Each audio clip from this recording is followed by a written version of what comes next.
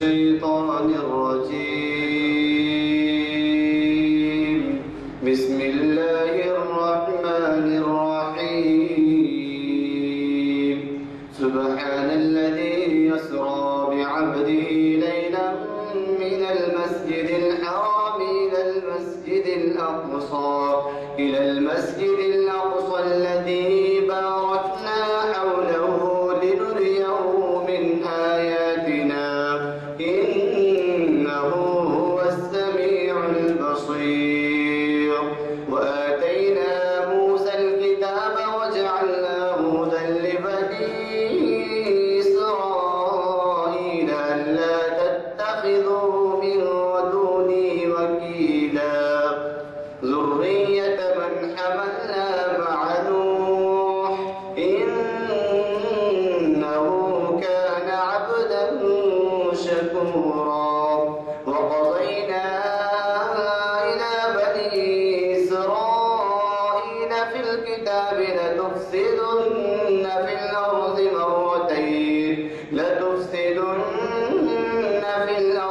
مرتين ولتعلن علوا كبيرا. صدق الله العظيم. آج اقبال شناسی کی 935ویں نشست ہے جو جامعہ مسجد عالیہ کے کانفرنس ہال جنرل ظاہر مہمان کے کانفرنس ہال میں بعد نماز عصر منعقد ہو رہی ہے اور بروز شہر شما اور آج کے مخاطب کرنے والے جانے پہچانے مقرر اسکالر اقبالیات جناب محمد ضیاء الدین میّر صاحب ہیں جنہوں نے جیسے کہ آپ واقف ہیں 100 سے زائد نشستوں کو مخاطب کیا ہے. نہ صرف یہ بلکہ وہ تاریخ اسلام اور شریعت کے محافل کو مخاطب کیا ہے. آج کا عنوان بہت ہی بڑا دلچسپ عنوان ہے اس لیے کہ علامہ اقبال کے کلام مجموعے جو کلام کے مجموعے ہیں 5 مجموعے ہیں اور ان کا آغاز جو ہے وہ پبلک فگر بنے کہ پبلک میں ان کا تعارف ہوا کہ انجمن حمایت الاسلام کے ایک جلسے سے شاید میلاد النبی کا جلسہ تھا اور اس میں شاید وہ نئے بلائے گئے تھے نوجوان. جب انہوں نے خطاب کیا جب انہوں نے کلام پڑھا تو لوگ قائل ہو گئے کہ جو آپ عام زبان میں کہتے ہیں چھپا رستم, تو انہوں نے وہ درجہ دے دیا ان کو کہ یہ تو ایک چھپا رستم ہے. آج کے ہمارے مقرر صاحب نے جو عنوان دیا ہے ہمیں وہ عنوان اس وجہ سے غیر معمولی دلچسپ ہے کہ وہ جو ہے خطبہ الہ آباد تک انجمن حمایت الاسلام سے خطبہ الہ آباد تک کور کرتا ہے. تو لہذا ایک دریا کو کوزے میں بند کرنے کے برابر ہے. اب وہ کس طرح سے جو ہے اس میں انصاف کرتے ہیں ہم دیکھیں گے. بہرحال بڑی خوشی کی بات ہے کہ ایسے بہتر عنوان سے ہم کو سرفراز کیا جا رہا ہے. حضرات یہ جانے پہچانے مقرر ایک بین الاقوامی شہرت رکھتے ہیں. ان کے سموں کے سامنے تعریف کرنا مشکل ہے اور یہ کہ وہ کبھی بھی آتے ہیں تو بڑی ہی تیاری سے آتے ہیں اور ہمیں استفادے کا موقع دیتے ہیں. میری گزارش ہے کہ وہ شہر نشین پر تشریف لائے اور ہمیں موقع دیں.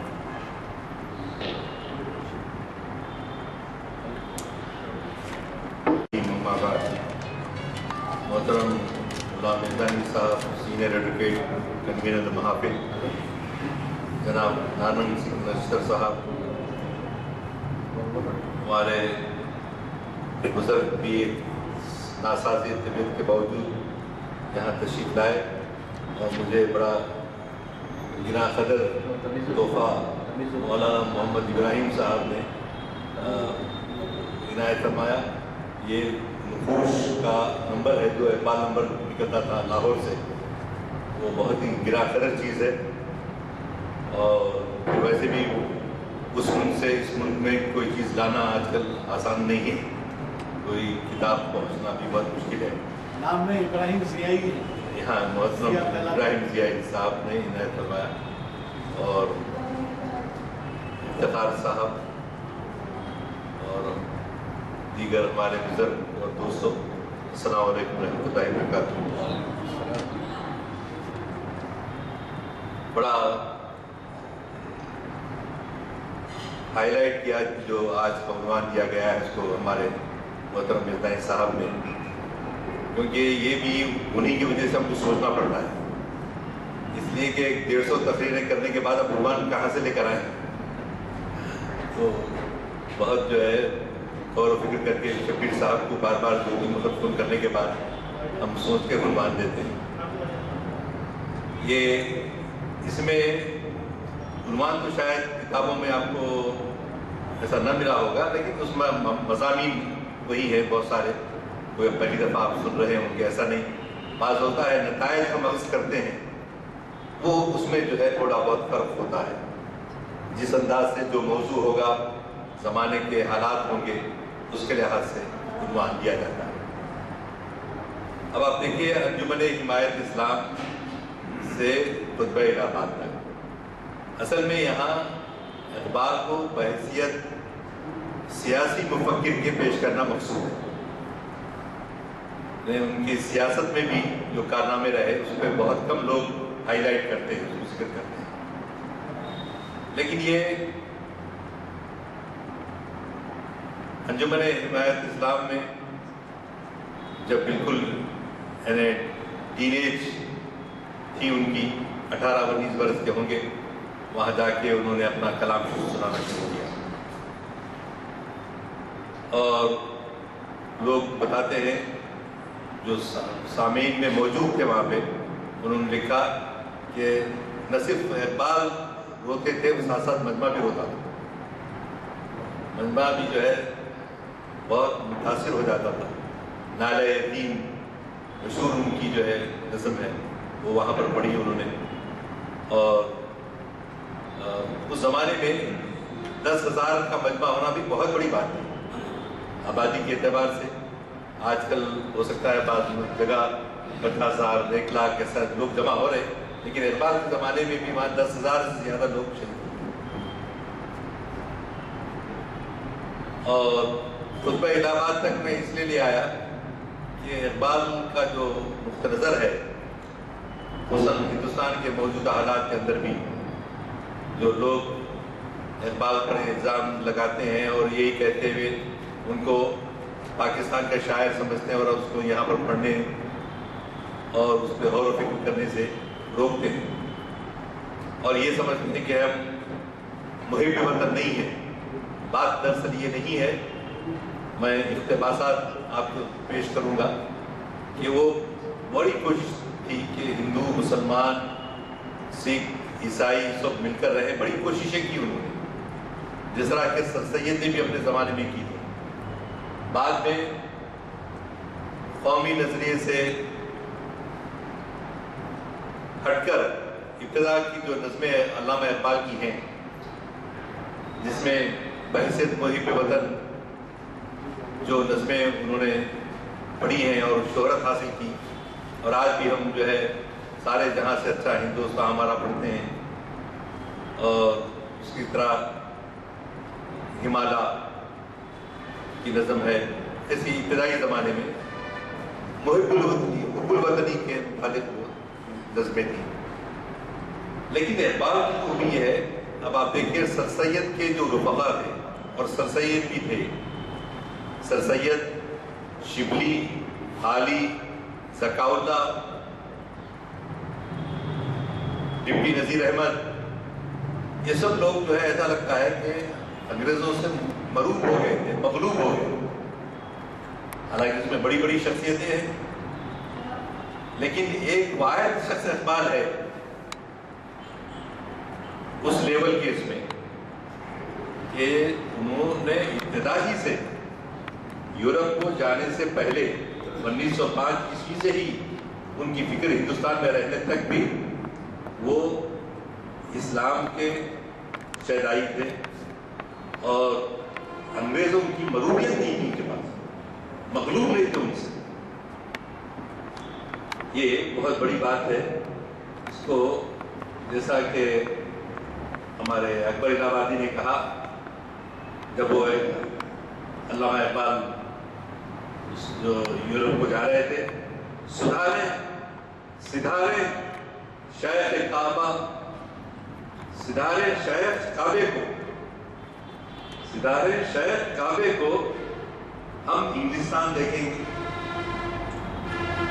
وہ دیکھیں گے خدا کو، ہم خدا کی شان دیکھیں گے.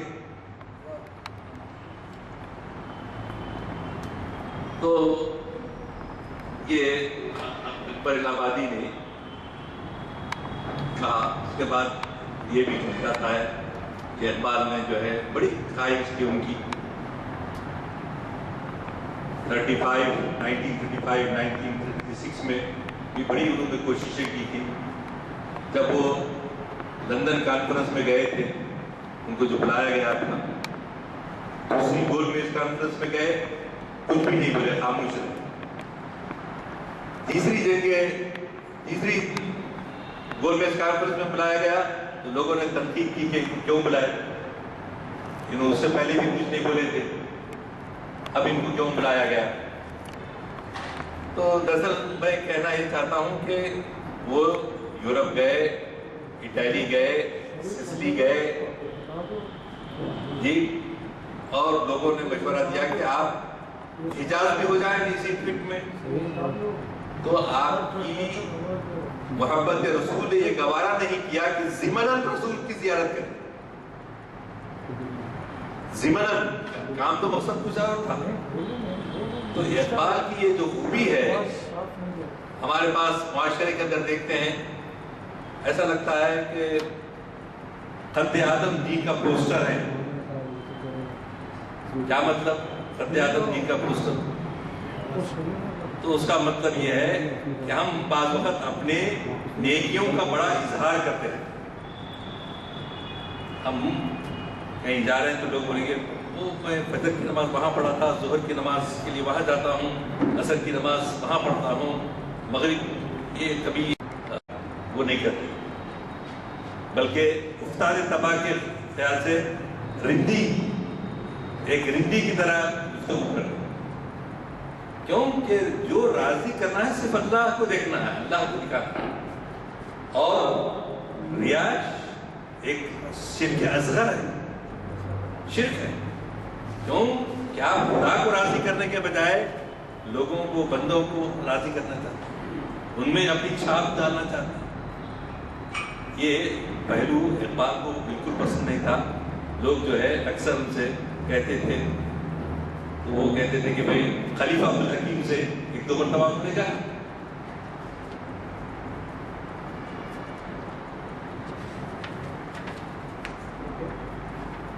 اور دوسری چیز اقبال کی فطرت میں ایک تو ہر آدمی کا بیرون ہوتا ہے، ایک اندرون ہوتا ہے، ایک ظاہری اور اندرون ہوتا ہے. تو اقبال جو ہے ظاہری طور سے سیاست کے بارے میں وہ کرتے تھے، گفتگو کرتے تھے دنیا کے بارے میں، لیکن ان کا دوسرا اندرون جو ہے وہ بہت اسٹرانگ تھا. اس پہ ہمیشہ غور و فکر کرنا، فلسفیانہ انداز سے، ایک صوفی کی حیثیت سے، ایک خدا کی خشیت ان پہ طاری ہے. وہ کیفیت ان کے اندرون کی یہ کیفیت بیرون پہ غالب تھی، بیرون پہ غالب تھی. تو وہ چنانچہ انہوں نے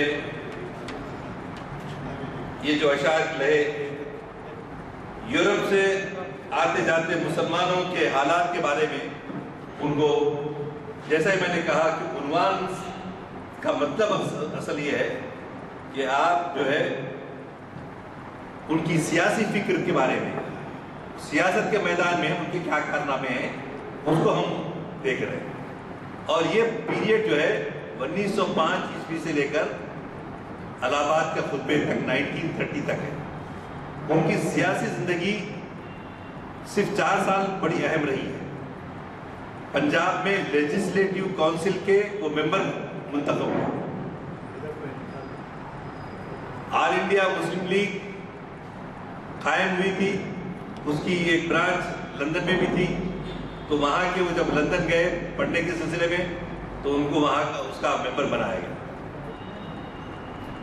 और 1926 से लेकर 1930 तक वो जरा फ़आल रहे, एक्टिव रहे निस्बतन, और उन्होंने वो खुतबा दिया जो तारीखी खुतबा है इलाहाबाद का नाम से हम जानते हैं। सियालकोट से निकलकर लाहौर में मुसलमानों के कौमी इदारे अंजुमन हिमायत इस्लाम के सालाना जलसों में नज़में सुनाने के बाद इकबाल जब लंदन पहुंचते हैं तो नई कायम करदा ऑल इंडिया मुस्लिम लीग की बरतानवी कमेटी की आमिला में ले लिए जाते हैं और कवायद व ज़वाबित मुरतब करने का इब्तदाई काम भी उन्हें के सिपुर्द किया जाता है। इसका सबब इकबाल की पार्टी सियासत से दिलचस्पी नहीं बल्कि दुनियाए इस्लाम से शगफ है, जो यूरोप से आते जाते मुसलमानों के हाल और इनकी अजमत पर इनसे ऐसे शेर कहलाया है, कभी जो आवारे जुनू थे, कभी जो आवारे जुनू थे, वो बस्तियों में फिर आ बसेंगे। यानी एक उम्मीद अफजा बयान है, वो बस्तियों में फिर आ बसेंगे, बरहना पाई वही रहेगी मगर नया खारजार होगा, नया खारजार होगा। सुनाया गोश्त मुंतजर को हिजाज की खामोशी ने आखिर जो अहद सहराइयों से बांधा गया था फिर इस्तवार होगा। निकल के सहरा से जिसने रोमा की सल्तनत को उलट दिया था, सुना है ये खुशियों से मैंने वो शेर फिर होशियार होगा। मैं जुल्मत शब में लेके निकलूंगा अपने दरमांदा कारवां को, मैं जुल्मत शब में लेके निकलूंगा अपने दरमांदा कारवां को। दरमांदा यानी थका हुआ, ज़ईफ, बेचारी जिसमें है, दरमांदा कारवां को शरर फिशा होगी, आह मेरी नफस मेरा शोला बार होगा। नालाकश शिराज का बुलबुल हुआ बगदाद पर, नालाकश शिराज जो शिराजी आप शायर हैं, उन्होंने बगदाद के जवाल पर नौहा कहा तारीफ में, दाग रोया खून के आंसू जहां आबाद पर। जहां आबाद किसको कहते हैं? दिल्ली को कहते हैं। दिल्ली को जहां आबाद कहते हैं, तो चूंकि दाग का ताल्लुक दिल्ली से था, तो दिल्ली जो उजड़ी 1857 में 1857 में, उसमें जो मर्जिया कहा है हजरत दाग ने, उसका जिक्र करते हैं। गम नसीब इकबाल को बख्शा गया मातम तेरा, गम नसीब इकबाल को बख्शा गया मातम तेरा, चुन लिया तकदीर ने वो दिल के था महरम तेरा। मैं तेरा ये सोज़ो गुदास, जो इकबाल का सरमाया है वो है सोज़ो गुदास। सोज़ो गुदास के बगैर जो है वो इश्क की वो कैफियत नहीं पैदा होगी। मैं तेरा तोहफा सोए हिंदुस्तान ले जाऊंगा, यूरोप से कह रहे हैं, मगरिब से कह रहे हैं कि आते हैं मुसाफिरीन, गए तो अभी ने मुझे ऐसा तोहफा दिया हजरत इब्राहिम जियाई साहब ने, तो तोहफा बाहर जाके लोग आते हैं। तो इकबाल भी जब लौट रहे थे लंदन से, तो उन्होंने कहा मैं तेरा तोहफा सोए हिंदुस्तान ले जाऊंगा। ऐ इंग्लिस्तान, जो मुझे तोहफा दिया है, जो दर्द दिल दिया है, जो मैं तुम्हारी नाम निहाद जो तरक्कियां हैं उससे जो दुनिया मरूब हो रही है, उसके मुकाबले में मैं तेरा तोहफा सोए हिंदुस्तान ले जाऊंगा। खुद यहाँ रोता हूँ, औरों को वहां रुलाऊंगा। लंदन में मैं खुद ये हालात देखकर रोता हूँ, लेकिन मैं यही तोहफा मेरे हिंदुस्तानी भाइयों को, खासतौर से मुसलमानों को मैं ले जाकर दूंगा। ये तोहफा लेकर आया हूँ। मैं जो पढ़ने को गया था लंदन से, वो ये तोहफा लेकर आया हूँ, जो आहो फुगा और दिल की जो कैफियत है وہ اس کو تحفے کی شکل میں بیان کرتے ہیں۔ شاعری سے متعلق اس فیصلے کے بعد یورپ سے واپس ہو کر اقبال غیر سیاسی دائروں میں نظر آتے ہیں۔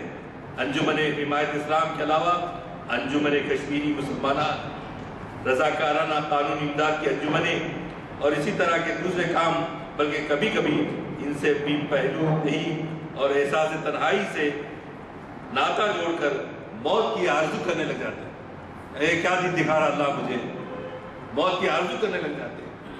اس دور میں عملی سیاست سے گریز کا رجحان نمایاں ہے، سیاسی دلچسپیوں سے گریز کرنے کا، لیکن مسائل پر رد عمل واضح اور شاعرانہ ہے اور نظریاتی بنیادیں مستحکم ہوتی جاتی ہیں۔ آزاد اسلامی ضمیر، اجتہاد، انتخاب کو خلافت کی بنیاد بنانے کا اصول، مسلمانوں میں عاملیت کی مقبولیت کی نفسیاتی وجوہات۔ اب تک بولتے رہتے ہمارے پاس نہیں بھائی اب ایوب خان کا دور اچھا تھا، ضیاء الحق کا دور اچھا تھا، مسلمان جو ہے بغیر ظالم ڈکٹیٹر کے نہیں چلتے، جمہوریت نہیں چلتی کامیاب۔ عام طور پہ یہ ہمارے لوگوں میں تبصرے آپس میں ہوتے رہتے ہیں۔ مغربی تصورات کے دامن میں پناہ لینے سے انکار، عظمت رفتہ کی طرف توجہ، ترکی، طرابلس اور ایران، روس کے تموج کا مشاہدہ، ان تمام پر شاعرانہ رد عمل کی مثالیں موجود ہیں۔ چنانچہ کہتے ہیں دیار مغرب کے رہنے والوں، خدا کی بستی دکا نہیں ہے۔ دیار مغرب کے رہنے والوں، خدا کی بستی دکا نہیں ہے، کھرا جسے تم سمجھ رہے ہو وہ اب زرے کم عیار ہوگا۔ زرے کم عیار بولے تو کس کو بولتے ہیں؟ یعنی ناقص سونا، کھرا نہیں، کھوٹا۔ کھرا جسے تم سمجھ رہے ہو، کھرا جسے تم سمجھ رہے ہو وہ اب زرے کم عیار ہوگا۔ تم اس کو بہت بڑا سمجھ رہے ہیں گوروں کو، وہ کچھ بھی نہیں ہے۔ آفتاب تازہ پیدا وطن گیتی سے ہوا، آسماں ڈوبے ہوئے تاروں کا ماتم کب تلک؟ دلوں میں ولولے انقالا، دلوں میں ولولے انقلاب ہے پیدا، قریب آ گئی شاید جہاں پیر کی موت۔ جہاں پیر سے مراد کیا ہے؟ بوڑھی دنیا۔ پیر بولے تو بوڑھے، فارسی میں جو بولتے ہیں جہاں پیر یعنی بوڑھی دنیا جو ہے ختم ہونے کو ہے۔ دلوں میں ولولے انقلاب ہے پیدا، قریب آ گئی شاید جہاں پیر کی موت۔ چاک کر دی ترک نادا نے خلافت کی قبا، ساتھ کی مسلم کی دیکھ، اوروں کی عیاری بھی دیکھ۔ تھا جنہیں ذوق تماشا وہ تو رخصت ہو گئے، لیکن اب تو وعدہ دیدار آیا تو کیا؟ آسماں ہوگا سحر کے نور سے آئینہ پوش، اور ظلمت رات کی سیما پا ہو جائے گی۔ آ ملیں گے سینہ چاکان چمن سے سینہ چاک، بس میں گل کی ہم نفس باد صبا ہو جائے گی۔ مسلم نے بھی تعمیر کیا اپنا حرم اور تہذیب کے، اپنا حرم اور جاکے وائٹ ہاؤس میں مل رہے ہیں، مسلم نے بھی تعمیر کیا اپنا حرم اور تہذیب کے حاضر نے ترشوائے صنم، اور ان تازہ خداؤں میں بڑا سب سے وطن ہے، ان تازہ خداؤں میں بڑا سب سے وطن ہے، جو پیر رہن ہے اس کا وہ مذہب کا کفن ہے۔ آج زمین کی پوجا ہو رہی ہے۔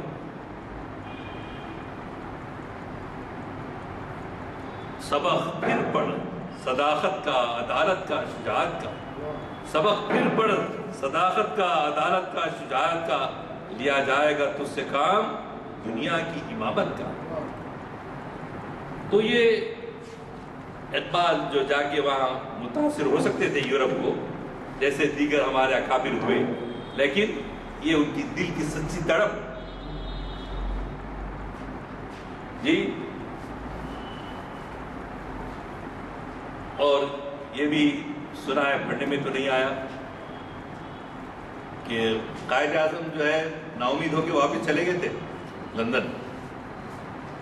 اقبال نے ان کو خط لکھ کر بلایا 1930 میں، آپ آئیے، آپ ہی جو اس کی وکالت کر سکتے ہیں۔ یہاں اقبال کے لیے ہندوستان اور اس کے مسائل اتنے اہم نہیں جتنی اسلام کی نظریاتی بنیاد کو معاشرے کے لیے قربانی کی جائے۔ ہماری سیاست بھی اقبال کو اسی گروہ کی طرف لے گئی ہے. میں اب یہاں دیکھیے ہندو مسلم اتحاد کی بات کوٹیشن پلیز آپ دیکھیے کہ ہم لوگوں پہ فرقہ پرستی کی بات چھاپی جاتی ہے.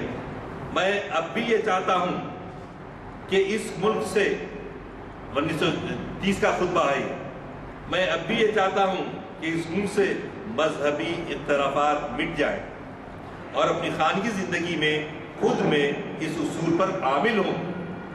میں کسی سے نفرت, اقبال کہہ رہے ہیں کہ میں کسی سے نفرت نہیں کرتا, اپنی ذاتی زندگی میں اس پر عمل کرتا ہوں کہ ہم سب کو مل کر جل کر رہنا چاہیے. لیکن اب لگتا ہے کہ ہندوؤں اور مسلمانوں کے لیے ان کی علیحدہ وحدتیں ہی پسندیدہ بات ہے. ہندوستان میں مشترک قومیت کی بصیرت ایک خوبصورت خواب ہے جس کی اپیل شاعرانہ ہے, لیکن موجودہ حالات پر غور کرتے ہوئے اور دونوں فرقوں کے غیر شعوری دھاروں کو دیکھتے ہوئے یہ تصور قابل عمل معلوم نہیں ہوتا. تو لہٰذا ہم کو بھی عام طور پہ ان مسائل سے بہت لا تعلق رہتے ہیں, بے تعلق رہتے ہیں, غور و فکر کرتے رہنا چاہیے کہ دنیا کدھر جا رہی ہے, ہمارے ملک کا کیا مستقبل ہو رہا ہے, لوگ کیسے کیسے نظریات کو فروغ دے رہے ہیں. جی انسانیت کو فروغ دینے کے بجائے جی زمین کو ان تازہ خداؤں میں بڑا سب سے وطن ہے. اس ملک میں ایک فرقہ دوسرے فرقے کو تباہ کرنے کے درپے ہے. میں نہیں جانتا کہ آیا ایک قوم بننا کوئی پسندیدہ امر ہے. یہ اقبال کا کوشچن مارک تھا اس میں. تو لہٰذا ہم کو ابھی بھی نا امید نہیں ہونا ہے. جب ملک کی تقسیم ہوئی تو ہمارے بزرگوں نے جنہوں نے تقسیم سے اتفاق کیا, اگرچہ کہ مولانا ابوالکلام آزاد آخر وقت تک کہتے رہے کہ میری شیروانی کے جیب میں مہاتما گاندھی جی ہیں اور ملک تقسیم نہیں ہو سکتا, نہیں ہوگا, مگر ان کی اجازت کے بغیر ملک تقسیم کر دیا گیا, ان کے سے مشورہ کیے بغیر ملک تقسیم کر دیا گیا. تو ہمارے وہ بزرگ جو پاکستان لے کر ادھر چلے گئے, ان لوگوں نے ہندوستان میں رہنے والے مسلمانوں کے بارے میں نہیں سوچا کہ ان کا انجام کیا ہوگا, یا یہ سمجھ سکتے تھے ہندوستان کے علاقے میں سارے وہاں ہندو رہنے والے جو پاکستان میں ہیں وہ یہاں پر آ جائیں, یہاں کے مسلمان یہاں سے وہاں جائیں, لیکن عملاً ناممکن سی بات ہے.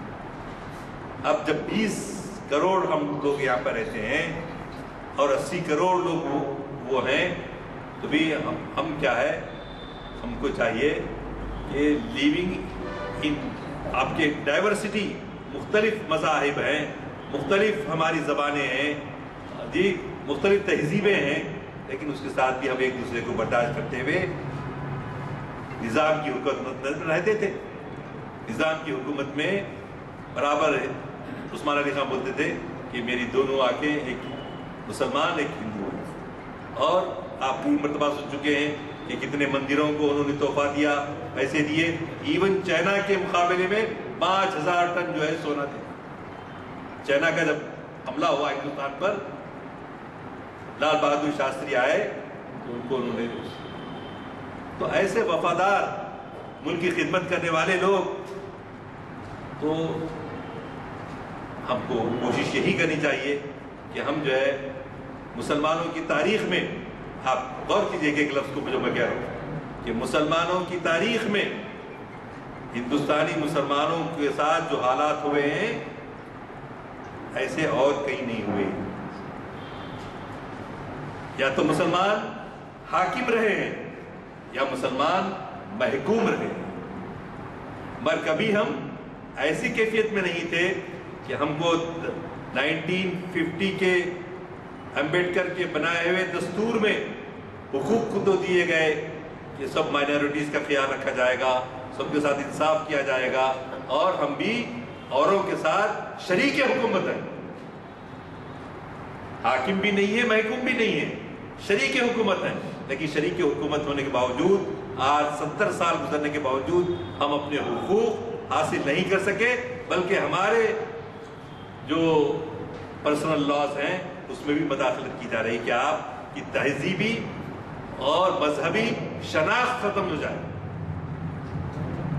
لیکن ہم کو وہ 1950 کے دستور کی روشنی میں اپنے حقوق حاصل کرنے کے لیے جدوجہد کرنا چاہیے. نہ ہم جدوجہد کر رہے ہیں نہ وہ لوگ اپنی طرف سے کچھ دے رہے ہیں. تو یہ انصاف کی بات ہے. ایک انسان دوسرے انسان کو, دنیا ہمارے پاس انسانیت ہے تو اس طرف ہم کو توجہ کرنا چاہیے. اقبال نے اسی طرف ہم کو مشورہ دیا ہے.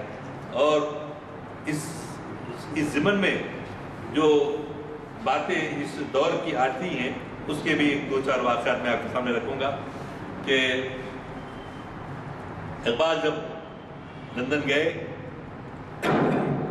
تو جس طرح کے یہاں پر فارینرز بھی بیٹھے ہوئے ہیں, عابد بھائی ہیں, ڈاکٹر صاحب ہیں, اور بھی آپ لوگ کئی لوگ جاتے آتے رہتے ہیں.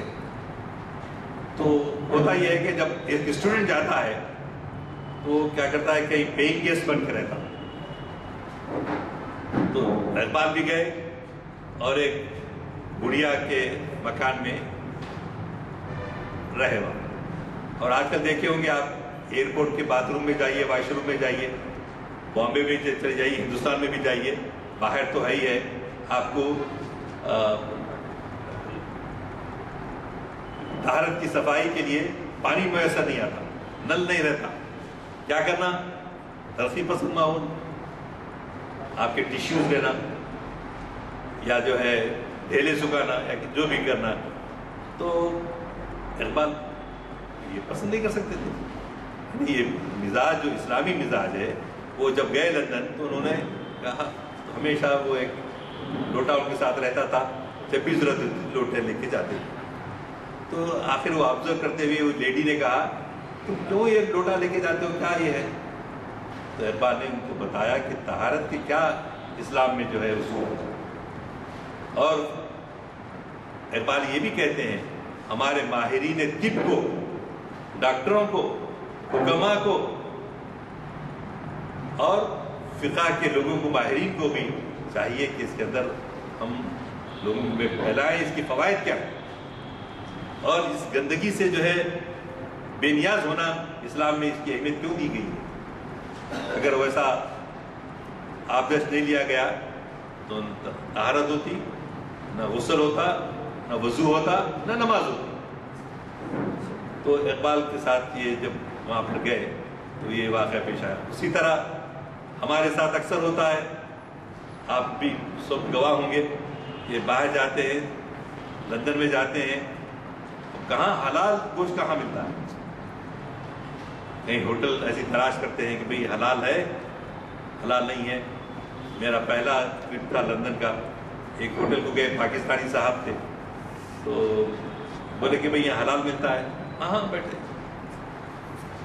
مگر یہ تو تھا ان کا ایک کام کرنے والا لڑکا, لیکن مالک جو ہوٹل کا تھا وہ اٹھ کے آیا, ہم بیٹھ کے چکے تھے, آ کے کہنے نہیں سر ہمارے پاس حلال گوشت نہیں ملتا, حلال میٹ ہمارے پاس نہیں. تو بعض لوگوں میں ان میں دیانتداری ہے, اس کو ہم اپریشیٹ کرتے ہیں کہ انہوں نے بربلا کہہ دیا. تو اقبال کو بھی بڑی فکر ہوتی تھی کہ کہاں حلال گوشت ملتا ہے, کہاں رہیں گے, جب کیونکہ اس زمانے میں تو بہت مشکل تھی. وہ اس کی بات کی بھی فکر ان کو رہتی تھی کہ جو ہے حلال گوشت کس طرح سے کھایا جائے. اور اقبال کے بارے میں ایک دو واقعات اس مطالعے کے دوران مجھے پڑھنے آیا, جو قرآن کی آیات کا وہ جو ترجمہ کرتے ہیں کس طرح سے کرتے ہیں. ہمارے پاس ایک مشہور صاحب تھے جو قرآن کی خدمت کرتے تھے, ابو محمد مسلح, ہے نا, زین العابدین صاحب. تو وہ رہتے تھے آپ کی یہ ٹینکمنٹ کی مسجد,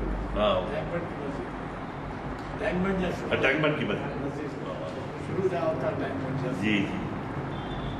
تو وہ اس کو کوٹ کرتے ہیں, اس کا حوالہ دیتے ہیں.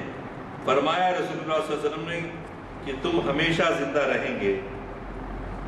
یہ نکتہ میں نے سیکھا ہے الحسن سے, یہ نکتہ میں نے سیکھا ہے الحسن سے کہ جاں مرتی نہیں مرگے بدن سے. وَمَن يَتَوَكَّلْ عَلَى اللَّهِ وَهُوَ حَسْبُهُ، جو خدا پر بھروسہ کرتا ہے تو خدا اس کو زندہ کر دیتا ہے ہمیشہ کے.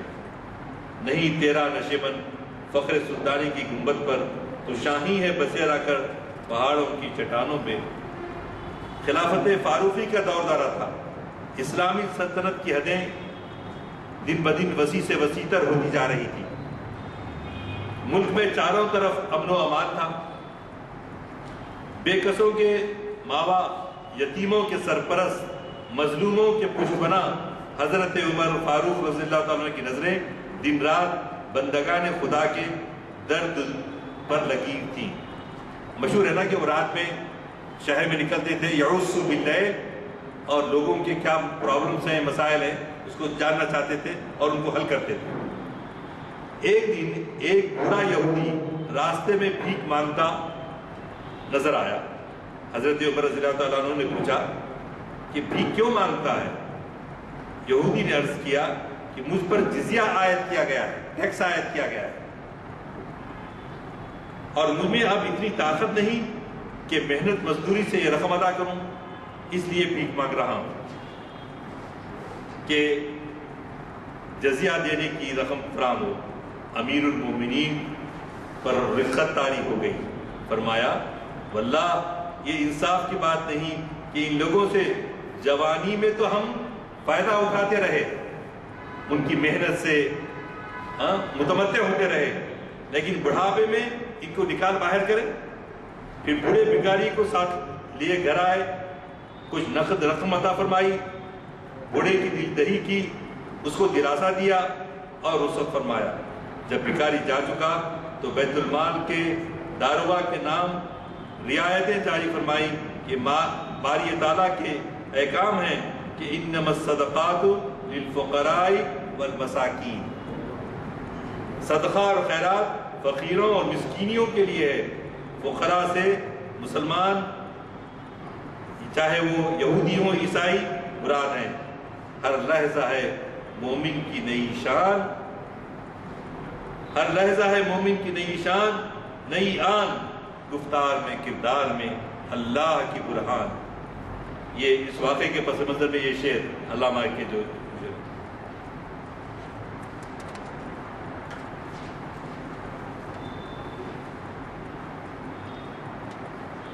ایک دن پیارے رسول صلی اللہ علیہ وسلم کے چند پیار سے دیوانے آسا رسالت پر پناہ حاصل ہوئے اور بکمال ادب امہات المومنین سے رحمت للعالمین صلی اللہ علیہ وسلم کی عبادت کا حال پوچھا.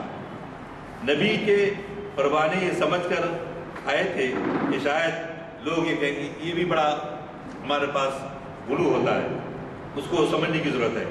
غور سے سنیے کہ شاید کورین کے سردار یعنی حضور اکرم صلی اللہ علیہ وسلم دن رات عبادت کرتے ہوں گے، اس لیے وہ لوگ آگے ام المومنین سے پوچھے حضور اکرم صلی اللہ علیہ وسلم کی عبادت کے کیا طریقے ہوتے ہیں، کتنے ہوتے ہیں. ان کو یہ اندازہ تھا، سمجھ رہے تھے کہ جیسا روحانیت کرنے والے آپ یوگیز جھاڑوں میں سننے میں آتا ہے کہ وہ لوگ تپسیا کرتے، ایک ہاتھ ایسا ایک پیر پہ کھڑے ہو کے تپسیا، جان کو تپسیا میں ڈالنا. تو کیوں؟ اللہ خوش ہوگا اپنے نفس کو تکلیف دینے سے، اللہ خوش ہوگا، ان کا یہ تصور. تو حضور اکرم صلی اللہ علیہ وسلم کے پاس معلوم کرنے کے لیے کہ ان کی عبادت کے کیا طریقے ہیں ام المومنین سے چند صحابہ آ کے پوچھتے ہیں. لیکن امت کی ماؤں نے محبوب دو عالم کی جو کیفیت بیان کی اس سے ان کی تشفی نہ ہوئی. دیوانوں نے سوچا کہ سرور کائنات ہیں، اتنے بڑے انسان ہیں کی عبادت تو ان کو ضرورت ہی نہیں ہوگی، بغیر عبادت کے ہی انہوں چلے جائیں گے، مگر ہمیں بھلا اس نور الہی سے کیا نسبت. چنانچہ ان میں سے ایک نے کہا کہ میں نے تو رات بھر نماز پڑھا کرنے کا ارادہ کر لیا، رات بھر نوافل پڑھتا رہوں گا. اور ایک دوسرے صاحب نے کہا کہ میں عمر بھر روزے رکھوں گا. اور تیسرے نے طے کیا کہ میں کبھی شادی نہیں کروں گا. شہنشاہ دو جہاں کون و مکان یہ گفتگو سماعت فرما رہے تھے. ارشاد ہوا خدا کی قسم میں تم سے زیادہ خدا سے ڈرنے والا ہوں، تاہم میں روزہ بھی رکھتا ہوں، افطار بھی کرتا ہوں، نماز بھی پڑھتا ہوں اور سوتا بھی ہوں اور عورتوں سے نکاح بھی کرتا ہوں۔ جو شخص میرے طریقے پر نہیں چلتا وہ میرے گروہ سے خارج ہے۔ یعنی غلو نہیں ہے عبادت کے اندر، آسانیاں رکھی گئی ہیں۔ ہم لوگ یہ سمجھتے ہیں ارے یہ اللہ والا ہے، یہ تو کوئی نماز اس کی قضا ہوتی نہیں، کوئی طہارت اس کی جاتی نہیں، وضو نہیں ٹوٹتا اس کا، فجر کو جو وضو رہتا ہے عشاء تک رہتا۔ کیسے کیسے باتیں جو ہے ہمارے پاس غلو۔ تو اقبال کا کیا شعر ہے اس پس منظر میں؟ فطرت کے تقاضوں پر نہ کر راہ عمل بند، فطرت کے تقاضوں پہ نہ کر راہ عمل بند، مقصود ہے کچھ اور ہی تسلیم و رضا کا۔ تو ایسی بہت سارے جو کہتے ہیں کہ اقبال جو قرآن کے ترجمان ہیں جی، ان کے اشعار کو قرآن مجید کے آیات کی روشنی میں اور اسلامی تاریخ کے روشنی میں اگر ہم پڑھنے کی کوشش کریں تو معلوم ہوگا کہ اقبال کو اللہ نے اتنی مقبولیت کیوں دی ہے اور ہم سب کا اقبال کی چاہت کی وجہ کیا ہے۔ لیکن ساتھ ساتھ میں یہ بھی سنا دوں کہ ہم کو اقبال پسند ضرور ہے لیکن ہم اقبال پرست نہیں ہونا۔ اقبال بھی انسان ہے، ان سے کچھ غلطی ہو سکتی ہے۔ ابھی عطیہ فیضی کا جو ہے ذکر کر رہے تھے حضرت ابراہیم سیائی صاحب، تو وہ موصوف بامبے کے قریب رہتی تھی اور یہاں پر اقبال جو حیدرآباد آئے تھے، عطیہ فیضی کے ریکمنڈیشن لیٹر کے اوپر ہی سر اکبر حیدری نے ان کو آنے کا، اور امید تھی کہ وہ وائس چانسلر بنائے جائیں گے یا جو ہے وزیر قانون بنائے جائیں گے، لیکن بہرحال پھر کسی اور موقع پر وہ میں باتیں عرض کروں گا کیونکہ وقت ہو چکا ہے نماز کے لیے، اس لیے میں ختم کرتا ہوں۔ ربنا آتنا فی دنیا حسنہ وفی الآخرۃ حسنہ وقنا عذاب النار۔ تڑپنے پھڑکنے کی توفیق دے، دل مرتضیٰ سوز سے تیر دے، عزائم کو سینوں پہ بیدار کر دے، نگاہ مسلمان کو تلوار کر دے۔ وآخر دعوانا ان الحمدللہ رب العالمین۔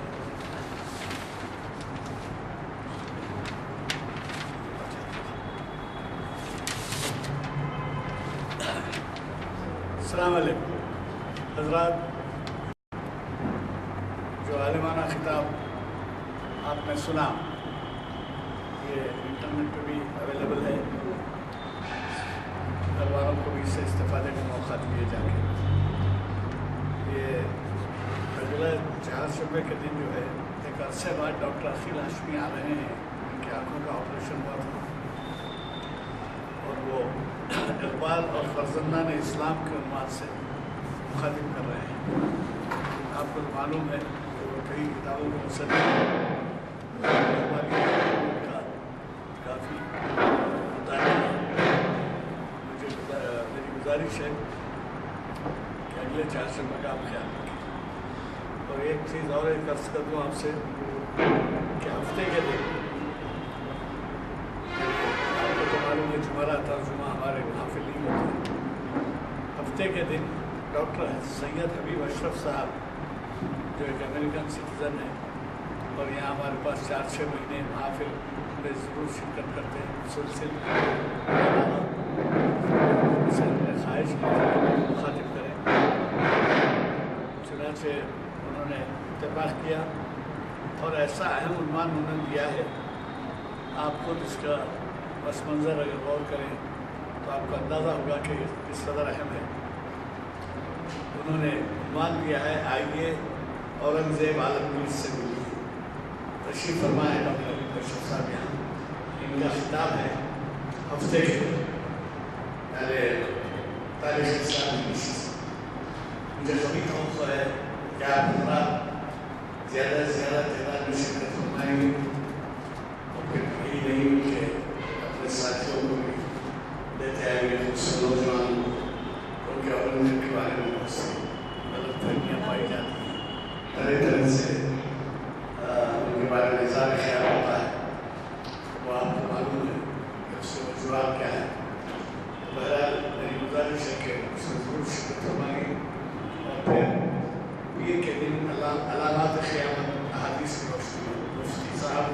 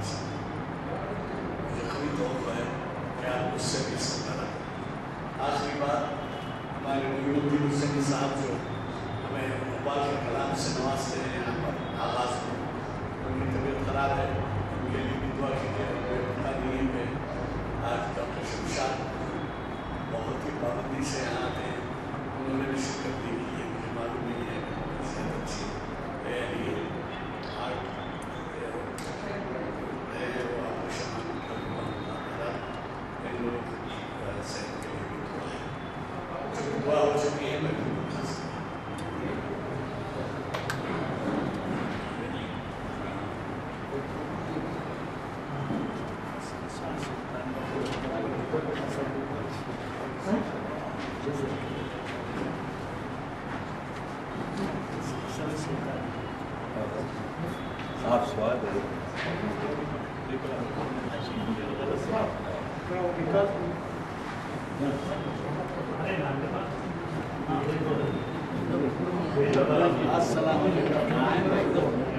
کیا آپ کو بھی کیا کیا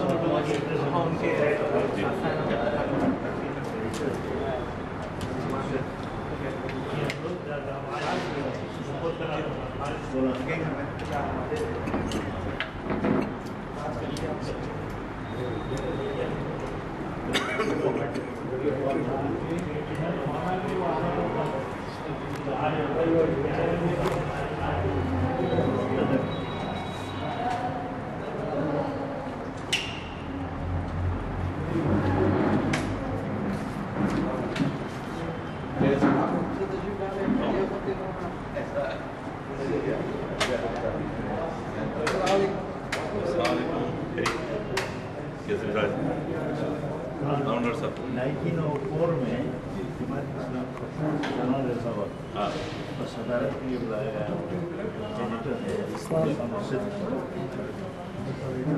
عبد الماجد دریابادی بنگال سے نکلتی تھی اس ایڈیٹر تھے اور لوگ انتظار کر رہے تھے صدر کے آنے کو. نوجوان 16 برس کا ہوتا ہے. اقبال اقبال بھی اس میں اس وقت کمیشن میں اقبال تھے, ڈپٹی نذیر احمد تھے, شبلی تھے میں جو پڑھا 16 برس. خیریت سے کیسے ملاقات ہی نہیں ہوئی. وہ افریقہ سے کوئی صاحب آئے تھے نا, ان کا لیکچر ہم گلشن اے بی پہ رکھے تھے. اس دن آپ کہیں اور مصروف تھے. اچھا بٹ کوئی آئے تھے, وہ پروفیسر ہے فلاں لیکچر لیے تھے, اس دن بھی گیا تھا. اچھا تو ڈاکٹر صاحب پھر آئندہ ہفتے آئیں گے انشاءاللہ. پتا نہ لگے.